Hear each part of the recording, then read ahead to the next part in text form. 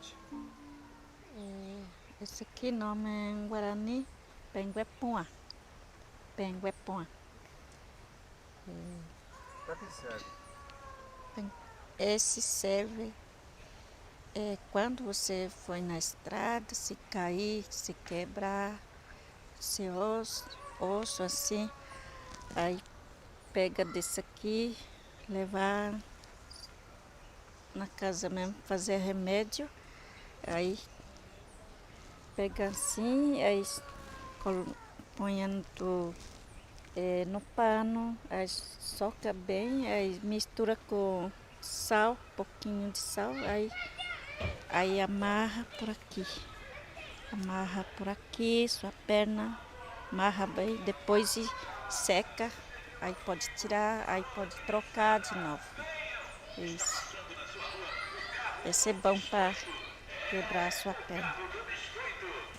Esse remédio.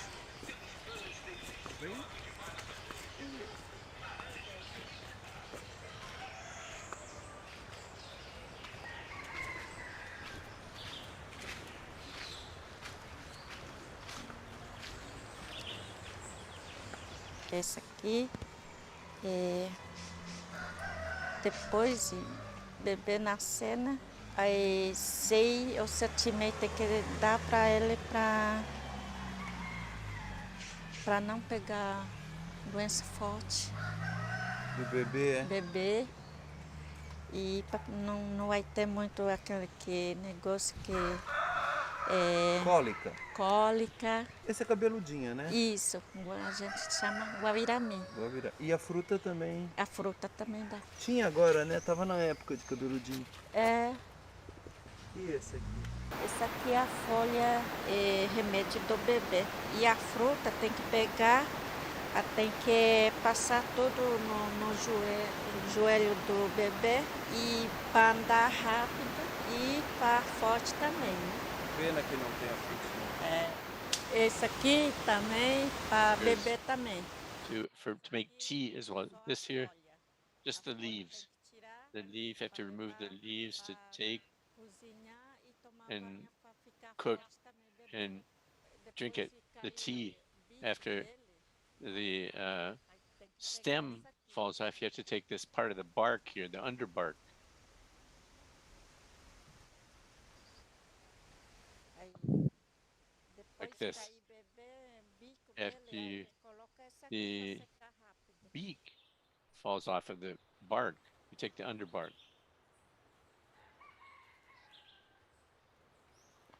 A juti. Esse Juji is the name of this leaf here. It's medicine, é para tudo também, para herbal medicine for diarreia, everything, for sentir menstrual dor colic no útero, in aí the pode pedir uterus. They can use these leaves, só the or the just the bark rather, the bark.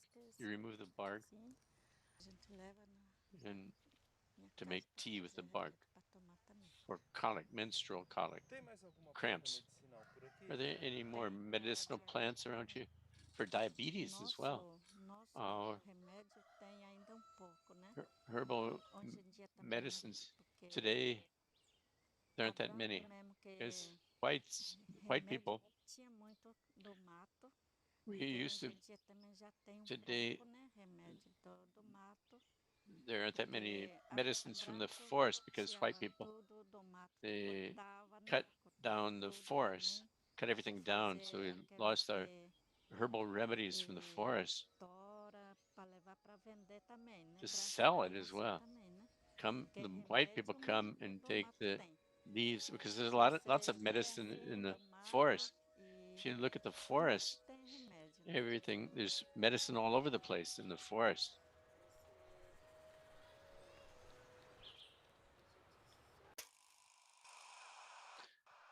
Ministério do The Turismo. Ministry of Tourism and Casa Azul Association present the 19th Flip, the Paraty International Literary Festival, a project supported by the Federal Law for Cultural Incentives and Vale Cultural Institute, with official sponsorship by the Itaú Bank, Instituto Cultural the Vale. Vale Cultural Institute, It's organized by Casa Azul organization with support from the Special Secretariat of Culture under the Ministry of Tourism of the Federal Government of Brazil. Yeri Gera, where the spirits bathe in the Guarani language.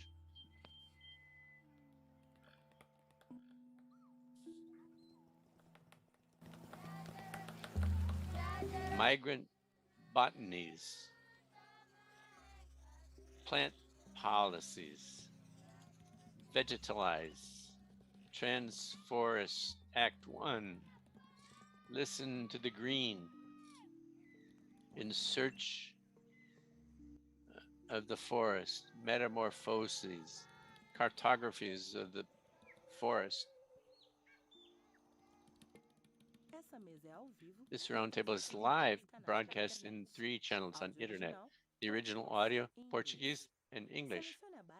Please choose your language of your preference. You can address questions to the authors and send them in throughout the broadcast through the chat box on YouTube. At the end of the roundtable, some of them will be addressed to the guest speakers.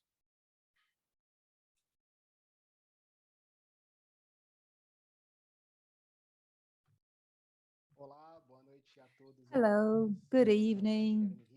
I am Guilherme Henrique. I am a journalist from São Paulo. It is a pleasure to be here on the 19th edition of the International Paraty Literary Festival. And I'm here to mediate a talk between 2 writers, Adriana Lisboa and Han Kang. She's a novel writer from South Korea. She has won national and international literary festivals. She won the Man Booker Prize with The Vegetarian, published in Brazil by Devir and Todavia. Todavia also published in Brazil. Her book, Human Acts, Atos Humanos. And here with me and Han Kang, Adriana Lisboa. She's the author of novels, poetry, essays, and children's book. National, international awards. There is a Saramago Award with the book Symphony in White. She also wrote the O Vivo by Relicário Edições. Good evening to all of you. Good evening, Han Kang. Well, good evening, Adriana. Good evening, everyone. I'm so happy to be here.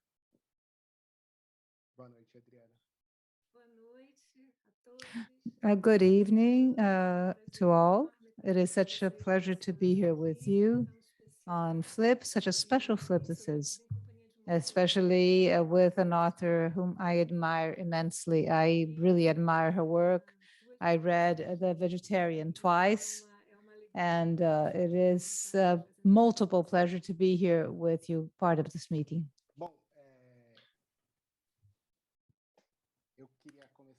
I would like to start by asking both of you, how do you, well, based on the topic of Flip, and how do you two relate to plants and forests? If this relationship that you see in your work is something recent, or is it something that comes from before? I'm going to start with Han Kang. Adriana, if you allow me, what is your relation to plants?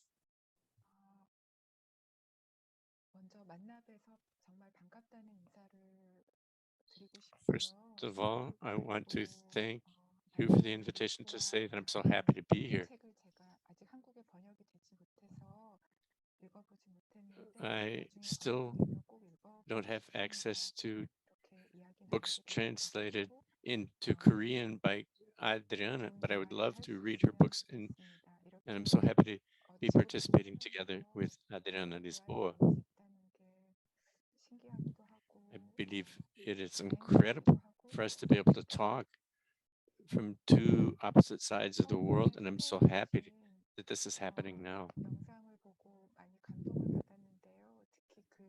She saw the video. I saw the video that you showed at the beginning. I was amazed.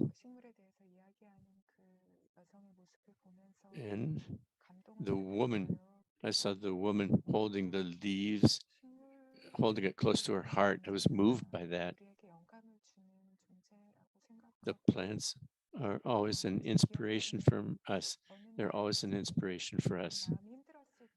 In my memory, the first time that I was ill, I went to a Buddhist temple, and in the middle of the temple, there was a tree more than 1,000 years old, a huge tree, a gigantic tree. Under this tree, I sat under the tree, and there was a plaque. It was written that this tree was more than 1,000 years old, and it was a female tree. It was written that it was a female tree. This tree, this female tree appeared to be speaking to me, and I sat there listening to the tree.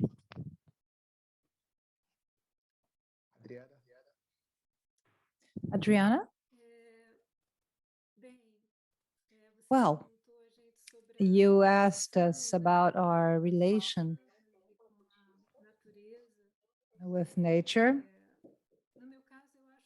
In my case, I guess, first of all, this comes from the fact that I was raised in the city of Rio de Janeiro, a city crossed by nature. If you leave anything open, we know that the forest will just take it back. And also, with I had also a passage in the rural area in Rio de Janeiro, and between my house in Rio de Janeiro and the house, my parents' homes, these two people that were very connected to plants, especially my mother. My mother really knew how to care for plants. She had great knowledge, not only of the plants, but also animals. And this other rural area in the state of Rio de Janeiro, where I would spend vacations, 3 months a year. And this world was very close to me. And when we heard about, the woman bringing the leaf closer to the heart, to me, this nature in which us humans decided to dissociate ourselves, as if nature was something that goes beyond us. This relation was always very important to us, and it always has gone through the whole idea of affection, of love. Adriana talks about this relationship. Both books, both The Vegetarian as well as Live, puts things in equal terms, the human and the vegetation or plants, or non-human in the case of Adriana, we have many animals too. So I'd like to hear from you how each one of you reached this intention of doing literature. What were the issues? What were the dilemmas in terms of this attempt to bringing together what is human and non-human? Starting with Han Kang.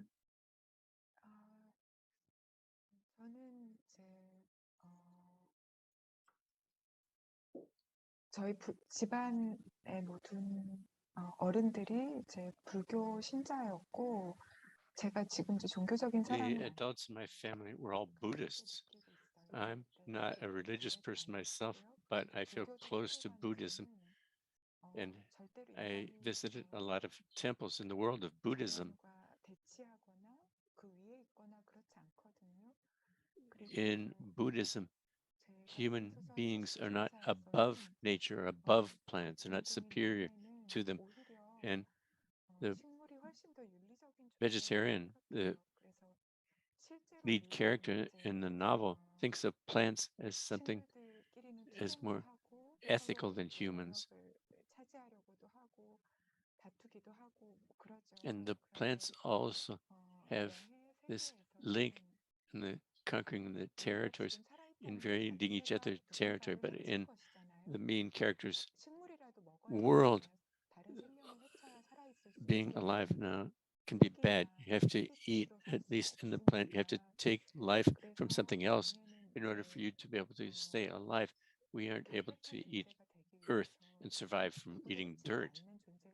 And when the character seeks this purity of not doing harm to anyone, she begins this process by rejecting meat, and afterwards she tries to become a more moral being, and she begins to believe that she will become a plant, and she becomes to refuse to eat anything else except plants.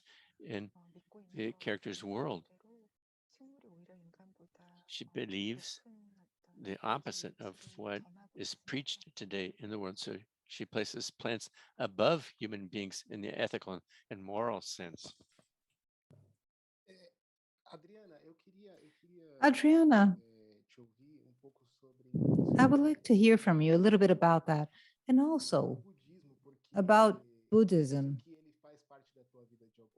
I know it's a part of your life because it's also part of Han Kang's life, and you can see this also in your personal life and in your poetry.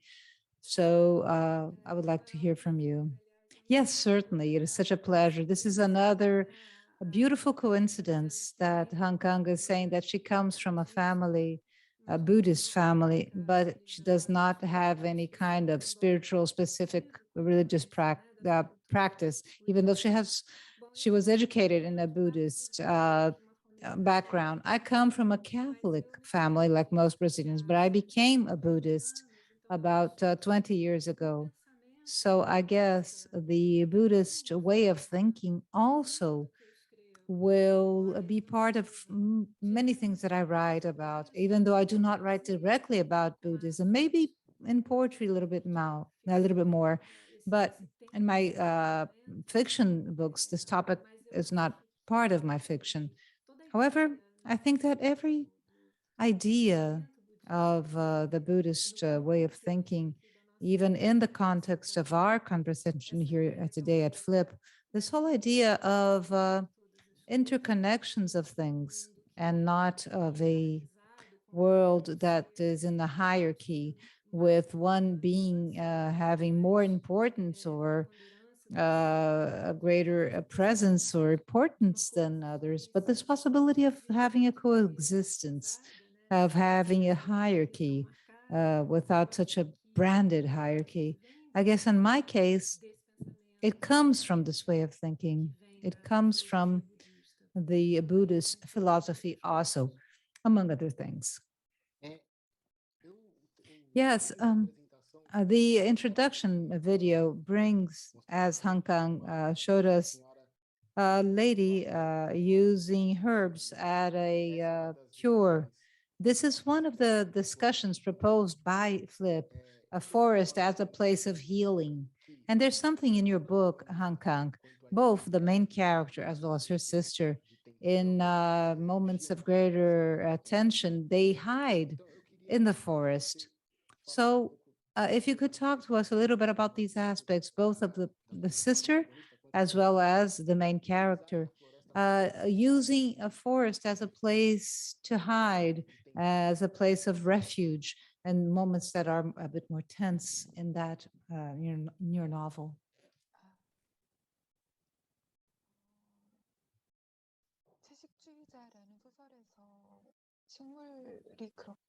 In The Vegetarian, yes.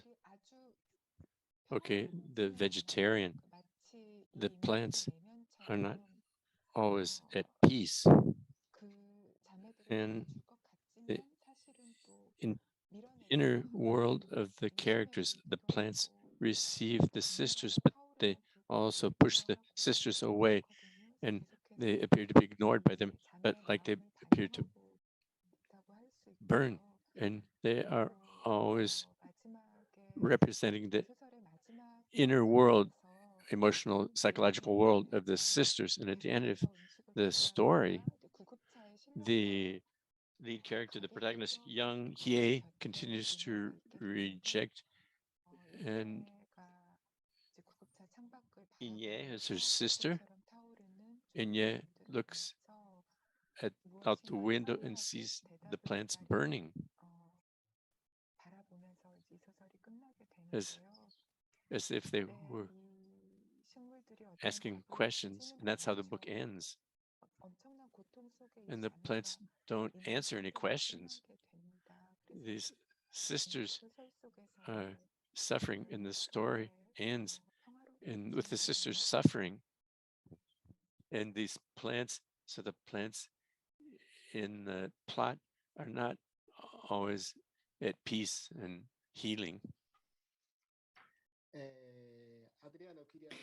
Adriana, I would like to ask you a little bit about also this answer that nature gives us at given moments. You talked a little bit about the breaking down hierarchies. What do you think about these answers that we find some moments in literary, especially? Well, nature doesn't have a moral. Nature, a moral is a human practice, a human characteristic. Nature will respond, create, will react to what is given to it.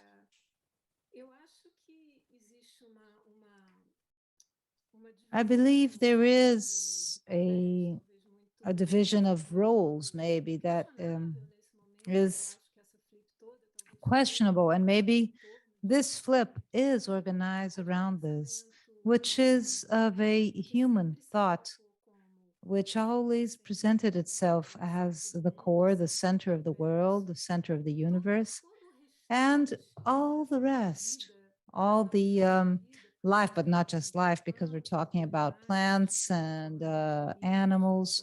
But we're always talking, but also talking about oceans, mountains, oxygen, the atmosphere, so all the biosphere as something that is objectifiable, something that can be conquered, dominated, controlled, something that we can appropriate.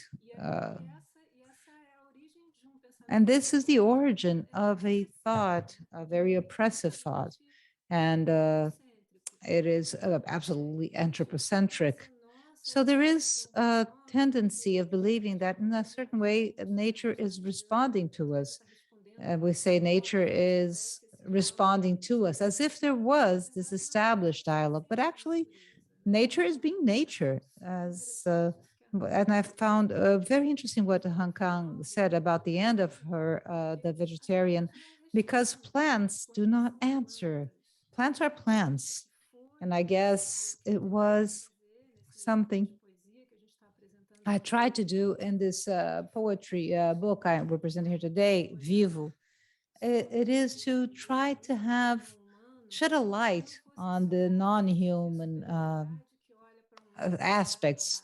If it's not superior, not always being referred to me, this other based on me. What is this other based on itself?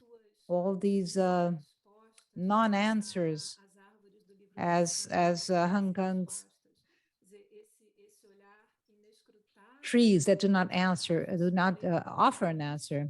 Sometimes it's difficult to understand in the eyes of an animal this mystery that is sometimes threatening, scary, but it doesn't mean that it can't be also that we couldn't even live with that, live with this mystery, live with this not knowing.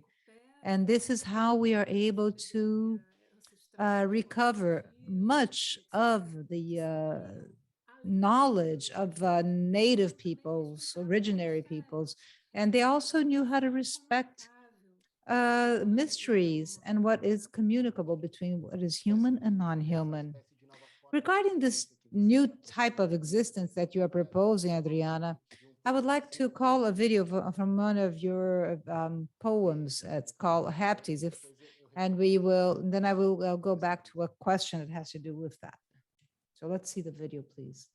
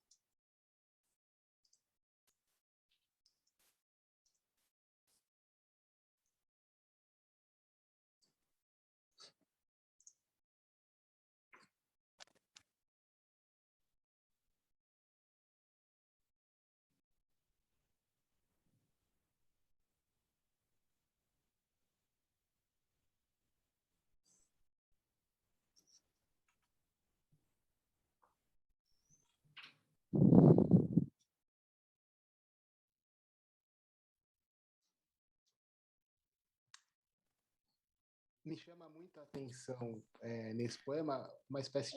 this poem, there is the going back to simplicity. And this is a counterpart of when you end this poetry saying strange ghosts in the underground in the federal in the financial district. So these are the different positions that we live today, and maybe the way we live with regards to nature.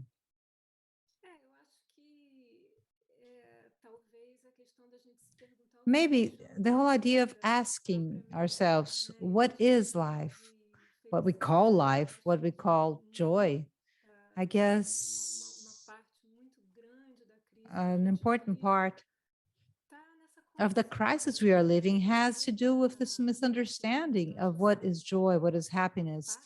We know that part of the environmental crisis is caused by a world that is enslaved by consumption, the capitalist logic of always having more and more and more, and it's never enough. So I guess these ghosts that will kill each other in the underground of the financial districts, which is part of the poem, represent. In Buddhism, there is the whole idea of hungry ghosts. These are big ghosts that have a big, big, big mouth and a very tight throat. So they eat and eat and eat, and they're never satisfied. So this the eternal unsatisfaction, and this is the capitalist logic. And because of that, we use more resources, we pollute, we extract, we cut down trees. We need everything a lot of, and always very cheap for us to be minimally happy. So I guess this poem will try to play this game with this idea. This is a verse that comes from Edmilson de Almeida Pereira. If you have time, give poetry back to reptiles. It's so appropriate if there is time, because we're always walking around, with the rope around our necks. We're always asking ourselves, do we have time? Do we have time? So give back poetry, not only the literary poetry, but give back the whole idea of doing the original idea of poetry, which is to create, give back to reptiles. And reptiles will just symbolize not the non-me, the non-human, what is outside, what is different from me, what I might not have been respecting as I should, but that is entitled to a voice. It's a reptile voice. Han Kang, regarding the vegetarian, I would like to ask you, how was it to write the book about a main character who doesn't talk that much, basically described by her relatives, her husband? How was it for you to create this personality based on a third person? And I would like to hear from you this whole idea of this misunderstanding in terms of her choices. Was that also an objective to create a character about who we do not know many things, except for her desire of being a plant?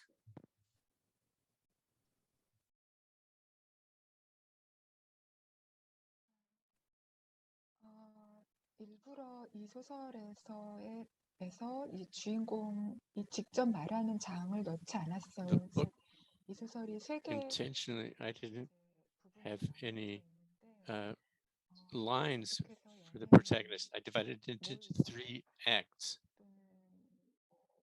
The beginning,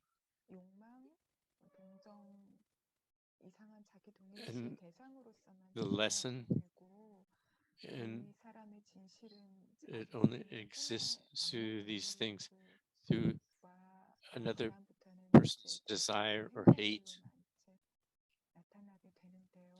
After this, just on the speech, I wanted readers. I thought that the readers would be able to find a true way if it was described this way. She has a very radical part, very extreme part. She refuses to be human and she refuses violence of humans. And she looks at this in a profound way and she feels this to the extreme. And she begins to dream and to become a plant, and not only dreams with this, but she puts this into practice, and she reads very close to death because of wanting to become a plant, and all of this just to save herself from violence. And the more she tries, the closer she comes to death. So it's an ironic situation.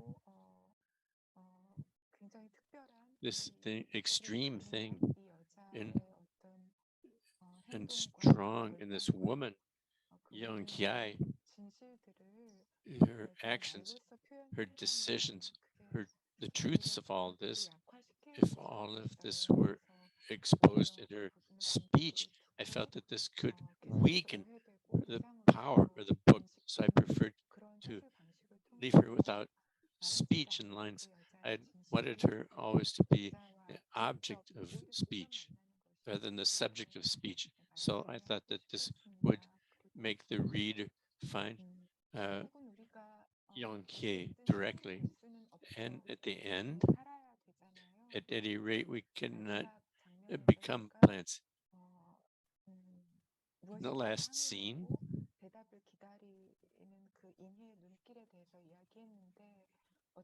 she said, I talked about in Ye's gaze. She's complaining, she's asking a question. And I think that this novel is exactly this, something that complains about something that demands an answer. The Vegetarian is my third novel, and I've written 7 already. So this is the third of 7. And this question continues to this day, and we need to continue living in this world which is full of violence, and we have to continue to challenge these things because we can't become plants. So after this third book, I continue to address this question. Adriana, there's one thing that Han Kang says about this mystery which surrounds the main character of her book, of her novel. And one thing I wanted to ask, because I saw this same mystery in your poem, O Canto Chão, where you talk about a brief and element of the cell and how this is sometimes a subtle process, but also very mysterious. So, if you could talk a little bit about this mystery in this poem and your perception of this mystery with regards to life. Well, very, very simple question to answer. Very simple. Oh, I'm sorry. I guess I'm going to start talking about Han Kang's book because I guess many questions and answers are there in her book, exactly on what she has just said. This impossibility of having a life 100% non-violent. Non-violence is something, a horizon that you want to get away from you. But then she decides to become a vegetarian and no longer eat animal products. But what else? There's always another way of going a little bit further down, further away. And then at the end of the day, the supreme act of nonviolence is the greatest violence against herself, which is death. It is to deny her own life. So living is dangerous, as Guimarães Rosa used to say. To live is dangerous. It's always trying to bring this conciliation and also writing. I guess it's the same thing. We are always negotiating between what is possible, feasible, what makes sense, and then the go a little bit beyond, do a little bit more. And poetry is that it is a dog chasing its tail, trying to find a meaning that always escapes us. Literary world, be it fiction or poetry, in my understanding, it's its own world. It's not a reflection of the outside world. It can look to the outside, but it creates its own world. So it's always this negotiation that we do between the meaning, the lack of meaning. And I guess in our uh, environmental militancy, and we're so worried about this now, it's also in great part about this. Sometimes we are concerned about public policies and things that the governments are doing, but there is the daily act. The life is done more by small events, small gestures, and then great adventures. So it is this question that the main character of the vegetarian asks herself: how will I, at the end of the day, have the less violent life I can? It's always the possible. It's what is possible, and then a little bit more, and then a little bit more. I would like to revisit something that Han Kang said about the way that her novel is built and developed, because in the opening, the preface of your book, Cláudia Roquette Pinto, who is a poet and writer, says it is a life free of words, trying to find its things in its entirety. And language is just a presence. What is this presence? And also, what is this battle, this duel between what has to be said and about beings that are separated from the words? And how do you also use the spaces in the development or creation of your poems? You want me to answer now? No, you can answer.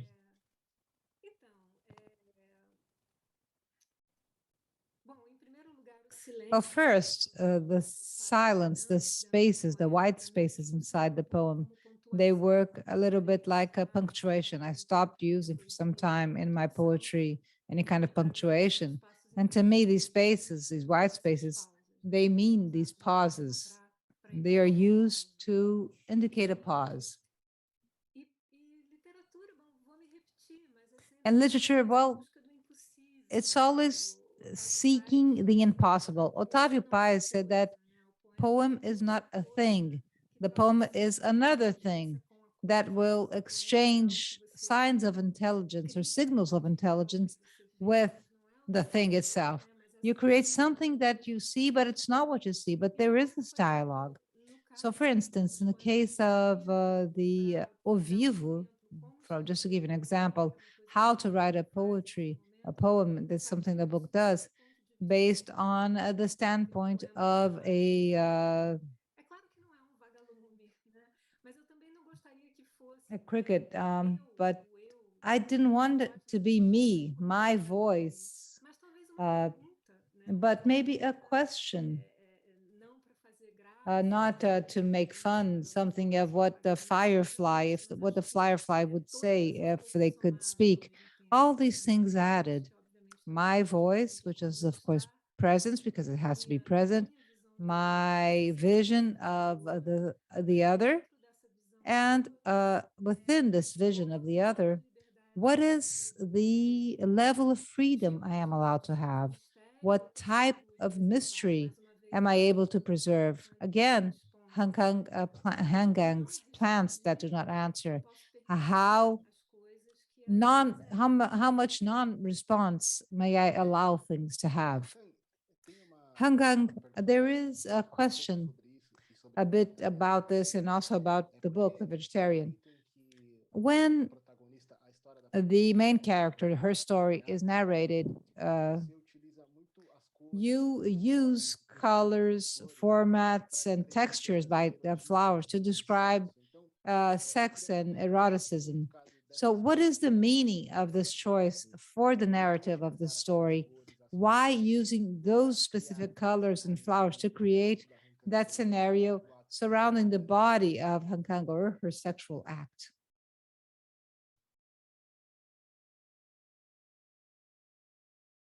네.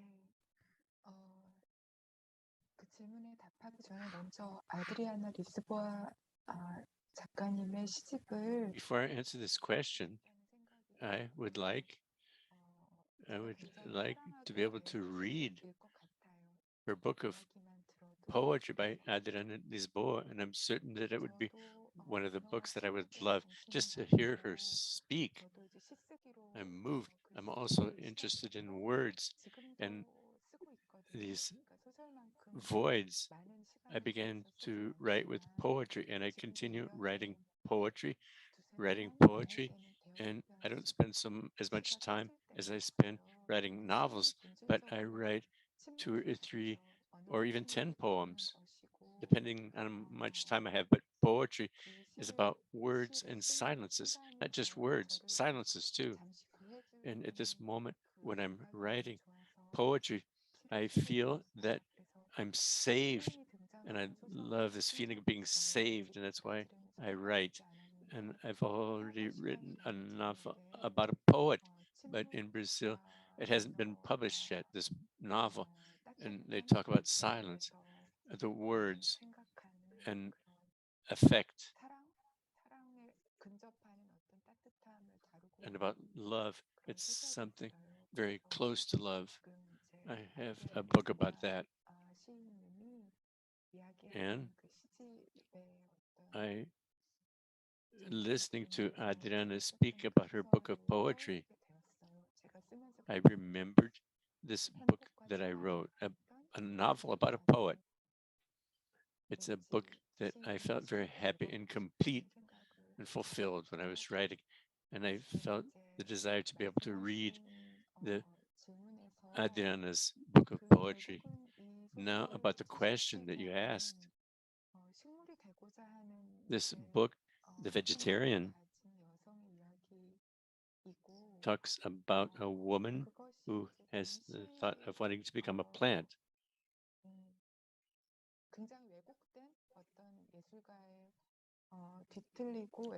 And this is based on a vision of an artist and his desire, and things distorted by his view. And these things almost meet this desire to become a plant and this view that the artists have for, they almost meet, but they end up not coming together.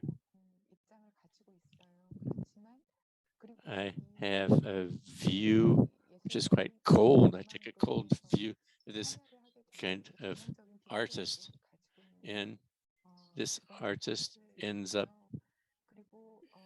ending up in ruin because he can't control his lust in these 3 acts.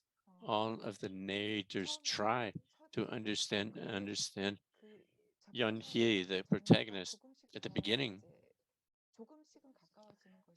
And this attempt comes closer and closer. In the first act, her husband, Young Hye's husband, can't understand Young Hye any way at all. And he's a person who lives through material wishes and material things, and he fails miserably.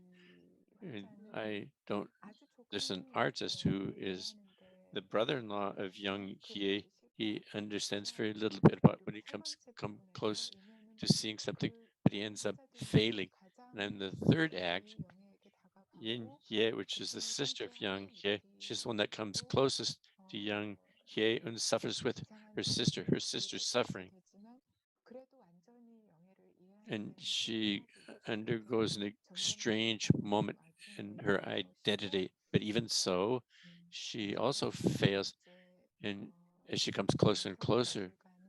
But at any rate, in the second act, the artist, he, through this image of flowers, he tried to use this to come closer to Yang Hye, the protagonist. And I think that this is what defines the character.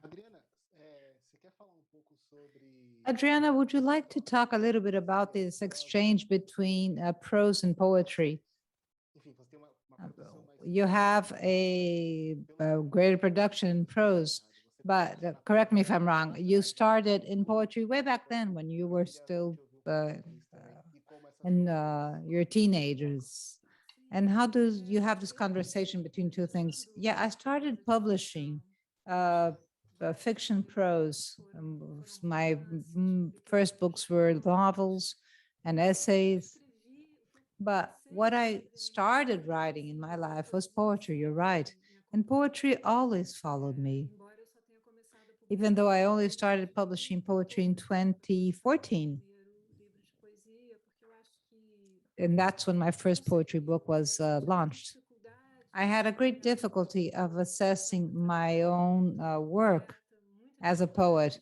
I had a great difficulty in analyzing it. In a certain sense, prose was more transparent to me. I guess I was feeling already more at ease, comfortable. There was a level of abstraction in the writing of poetry, which made it very hard for me to assess what I was doing. And once I was in this meeting, a literary meeting, and the Brazilian poet, Antonio Cícero, and I talked to him about this. I hadn't published not even one poetry book, and I that said this, and he said, "But we never know. We never know what it is, if it's good, if it's not, if it's worthwhile or not, and we just go there and do it and publish it." Today, I think a little bit different from that. I'm not sure if Antonio Cícero still agrees with what he said, but it's an interesting way of seeing things. I guess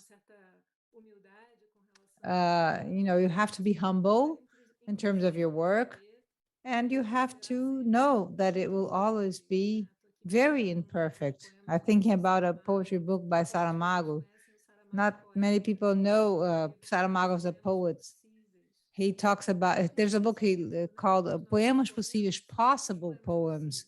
Our poems are always what is possible. Our novels are always the possible novels. And our aesthetics sensitivity will change in life, throughout life. You'll have other desires, other needs, other things will start making sense to us. And I guess in my moment, my current moment, poetry writing, for a number of reasons, has been more interesting to me than fiction. My last novel was published in 2019. It took me 6 years writing this book. It's the was that took me the longest. It's called Todos os Santos, All Saints in a free translation. But I have written a lot more poetry, but more, I guess, because of events that happened in my life. I lost my mother in 2013, then my father I lost this year in COVID. Um, it's as if the world was just very not enough concrete to me, and it's the novel narrative isn't able to deal with it, as if poetry, with its very small number of words and its way of speaking less, I feel a bit more comfortable in that. I would like to make a connection still with what you said, Adriana. Now, regarding the last poem, it's called Solastalgia. It talks about a metaphorical displacement that doesn't happen in real life. I would like to hear from you a little bit about this topic, solastalgia, on this poem. And it seems these internal displacements you have around yourself in order to reach a place of writing. Solastalgia, as you said, it's the last poem of the book. It was the result of a reading of a newspaper, The Guardian. And this article on The Guardian was talking about this phenomena. It is a phenomena due to climate change. It's a new type of nostalgia that will commit or will happen with the Arctic dwellers, because they miss the place where they are still are. They're still at home, but the place has changed so much. It's as if you were taken outside of your home, if you were displaced without ever moving. So this is something which I found very interesting, and there are many statements from Arctic dwellers in this paper. And it was a time in which Mars as a planet was very close to the Earth. We were talking a lot about this. You were able to see Mars, and every evening I would see a little dot, red dot there in the sky. So this whole idea of a planet that is closer to the Earth, and also a planet that some humans have been considering maybe colonizing. So this whole idea, but we're talking about Mars, but what about here? What about our home? What about Earth? Why are we looking upwards to Mars, this god of war? So we make a series of associations with red, with blood, with hearts that are given in sacrifice to gods. They are always so thirsty for blood. And why not sap instead of blood? And why not now, the now in the earth? Because you always have this looking forward, this looking to the future, to more, to better, to other, something else than not what we have now, something else than not uh, our current situation that is demanding our attention. So this poem tries to build this visit these landscapes. These are landscapes that are from the outside, but also from the inside. Han Kang, I would like to ask to you about your other book, Human Acts, Atos Humanos. So these are your two books, Atos Humanos and A Vegetariana. They explore the suffering, human suffering and death to a certain extent. This violence that you propose, is it intentional? What is the discovery you have after this type of writing? What are the questions that you were able to answer or have answered? Or what are the questions that remain?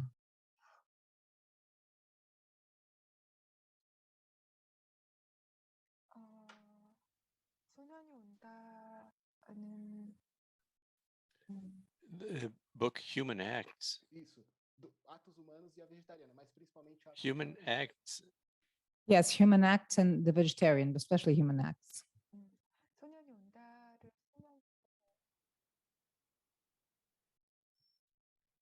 네네 맞아요.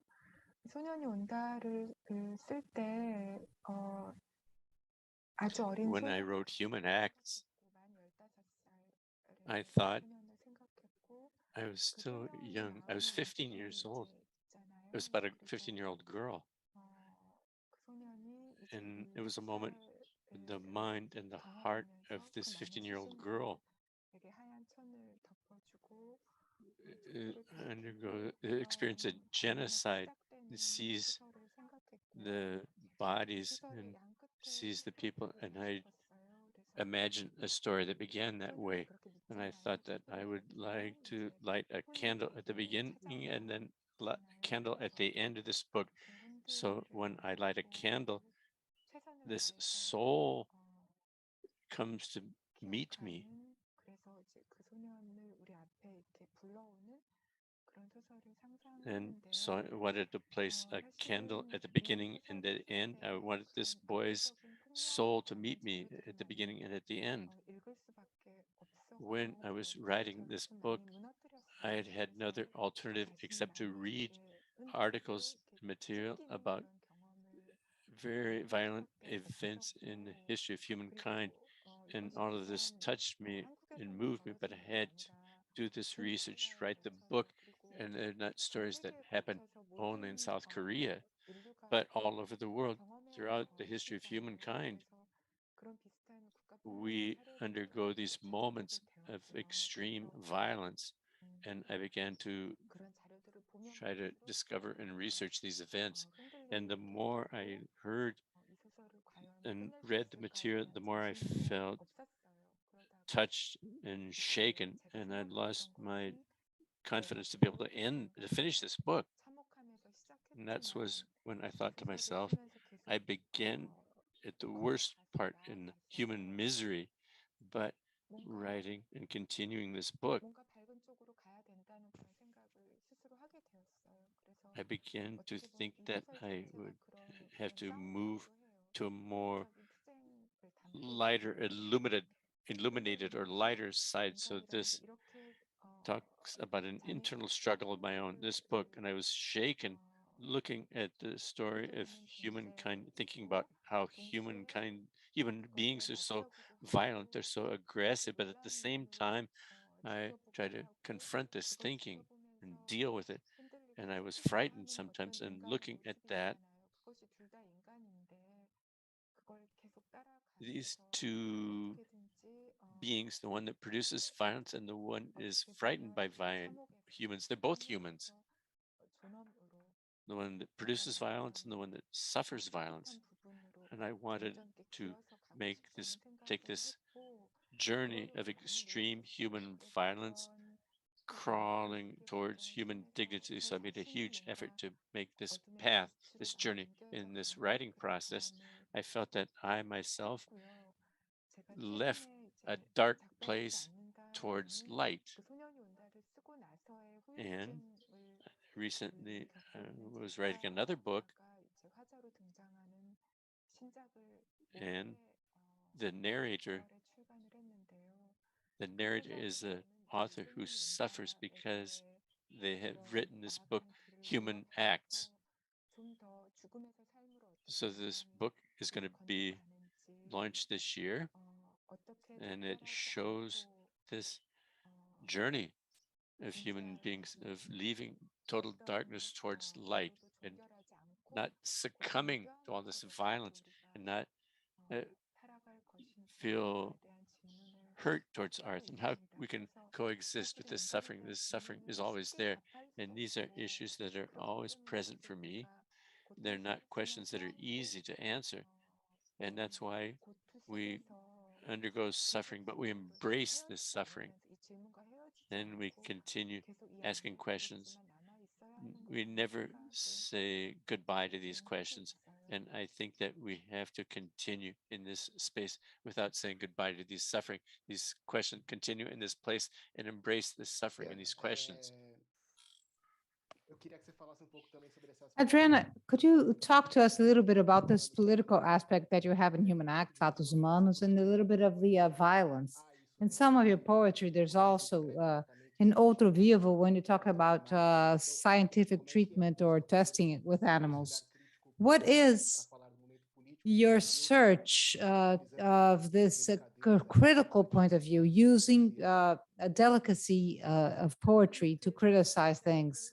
It's so beautiful what Han Kang said about this darkness, this night of violence, and this movement that will reach light.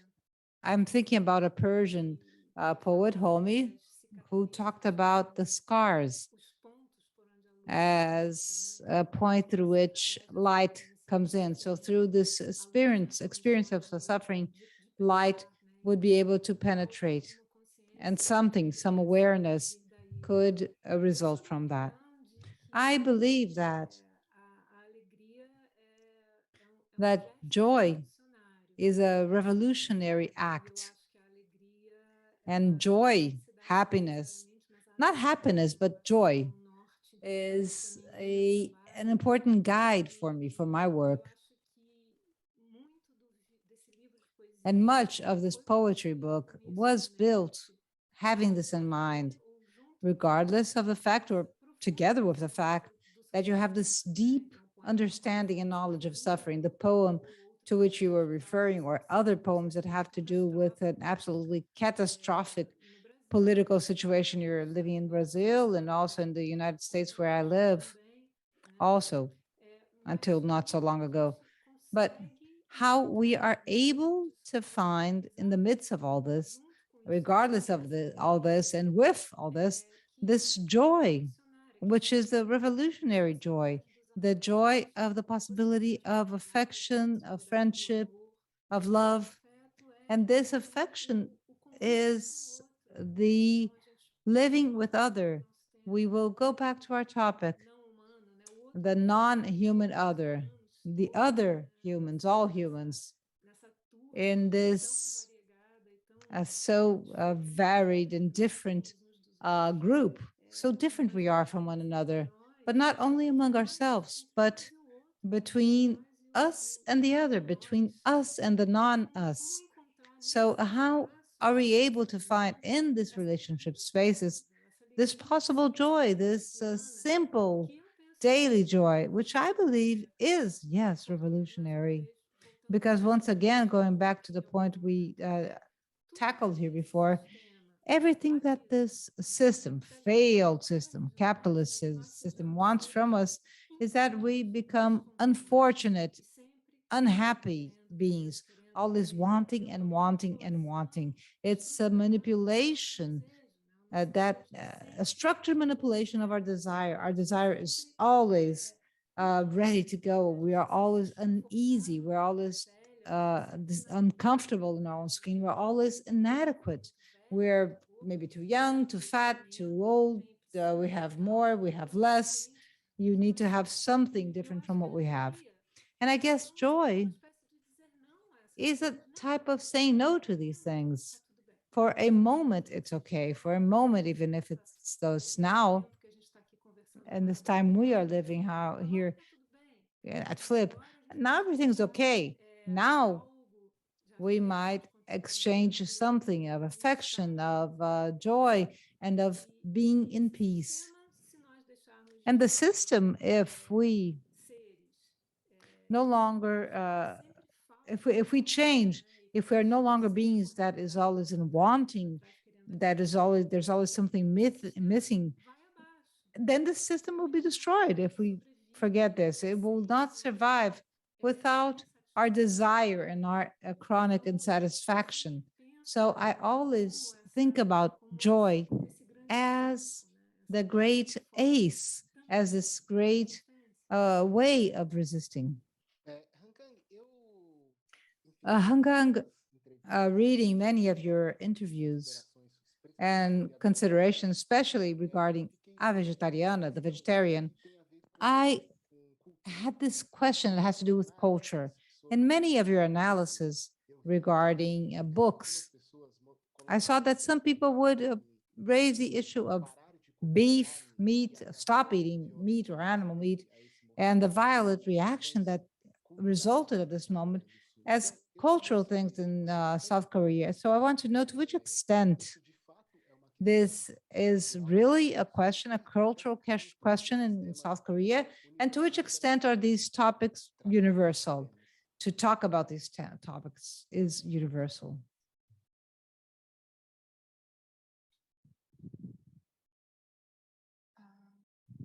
먼저 아드리아나 리스보아 작가님이 말씀하신 즐거움은 혁명적인 것이고 First of all, I would like to say that this revolutionary joy that Adriana said, this love, this effect in which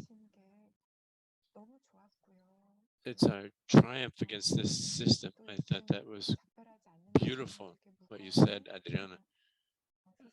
I'm writing a book now, which is very heavy. I've just written it, actually. I've just finished it. And I was thinking that I would like to write about revolution, and I began to write now. And I thought a lot about these themes as well. I agree a lot with Adriana and revolutionary joy, and that we can create, but we actually have a skill and ability, despite all these things that are happening, we have the capacity to feel joy in what we do, and this is truly a triumph of ours. I love this, and I felt very closely connected to Adriana and what she was saying. And as Guilherme said, Guilherme's question,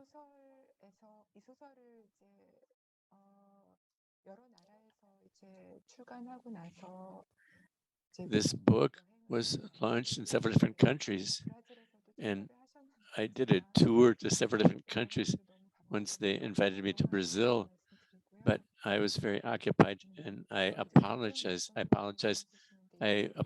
for not having gone to Brazil. I was too busy at the time.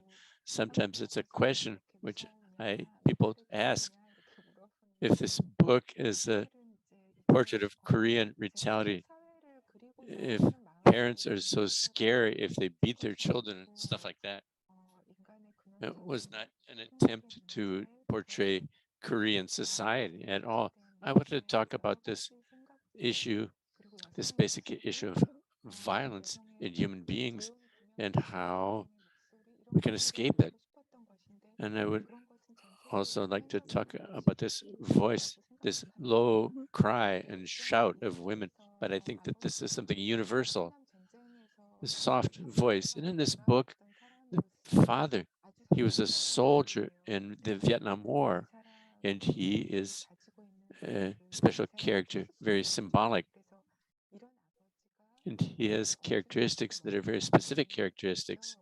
And the father, like that, there's a scene where he puts meat in the forcing the girl to eat meat. And that's how I thought to myself in this figure of the father of Yang Hie from the vegetarian. And I believe that it is a universal problem, and the entire world experiencing these kind of situation, but I believe that it is something inborn in human beings, and these issues are part of human essence, not specifically concerning the Korean society. Well, I would like to ask you, Adriana, about your dialogue with the Asian culture. I know you have the great influence of Basho, so if you could talk to us a little bit about that. Of course. I really enjoyed what Han Kang said, about the very soft scream of women. It's so interesting in the context of her book, before I move on to your question, because since the beginning, what her character says is, I don't eat more, I don't want to eat beef or meat. And this causes a cataclysm around her, and it's a devastation in her family, in her marriage. When the only thing she's saying is, I don't want to eat animal meat anymore. And so it's so amazing in her novel. And I really enjoyed her using the whole idea of a very soft scream of women. I have a long history with poetry, especially with classic poetry, the Japanese classic poetry, Basho, to whom I dedicated a book I wrote in 2007 called Rakushisha, the Hut of the Fallen Persimmons. There is a great lessons of simplicity, of silence, of a relation with the world, which is always a relation of interest, curiosity, and bewilderment, surprise. The world was never given as something that you assume, a given, and that I will just move around it without any consequences.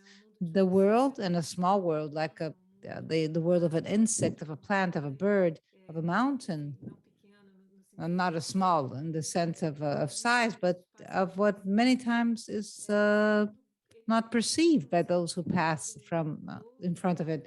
This world gains a new meaning with this very curious eye, this curious lens in terms of what we have in front of us. We have the tendency of we look at it and we judge, we label, and we do not allow the person to be what they want to be or what they are able to do, what is possible. And this is in the context of relations. It teaches and has taught me a lot. And also in my own work, there's a Korean poet I love called Ko Hum. I'm not sure if he's translated to Portuguese. It's Koun. And he is named who's always there in the short list for the Nobel Prize. And every year I root for him, but unfortunately it hasn't happened yet. And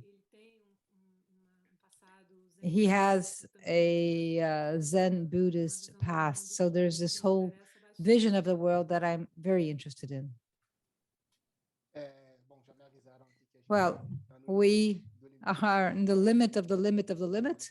So I would like to thank Han Kang and like to thank Adriana for her presence here. And I would like to maybe ask you to give your brief farewells. Han Kang, please, if you could just say your final comments. 네. 지구 반대편에 계신 여러분들을 이렇게 만나서 이렇게 I'm 깊은 so happy to be able to meet you here on the other side of the world and talk about such profound things. This made me very happy indeed. I think that I 새롭게 다짐한 것들을 felt a 잊지 lot of 않고 계속 things 살아가면서 in this 저는 meeting. 글을 쓰고 I'll never 그를 forget them. 통해서 I'll 여러분에게 continue to 만나고 experience and 있습니다. write 함께 these 해주셔서 things and 감사하고 저와 이야기 나눠주셔서 uh, 감사하고요. meet you again through my writing. I 해주셔서 thank you very much for the invitation, for the conversation. 협력해 So 주신 thank you for 제니퍼 such a wonderful 감사합니다. moment. Thank you to Jenny for translating. She was fabulous. Adriana? Well, my very brief thank you to all those who are participating here today, all those who are working on this flip. It's a very special flip. I guess through this flip, we're doing a type of a reforestation of our way of thinking, of our reflections. I guess everything is being done together, everybody together. Those who are here in the backstage, participating, listening to us. It is a collective effort, a very important and beautiful collective effort. And I am very honored and happy to be part of that. So thank you very much and good evening to all of you. Thank you, all those who were with us until now, and I see you next time. Thank you.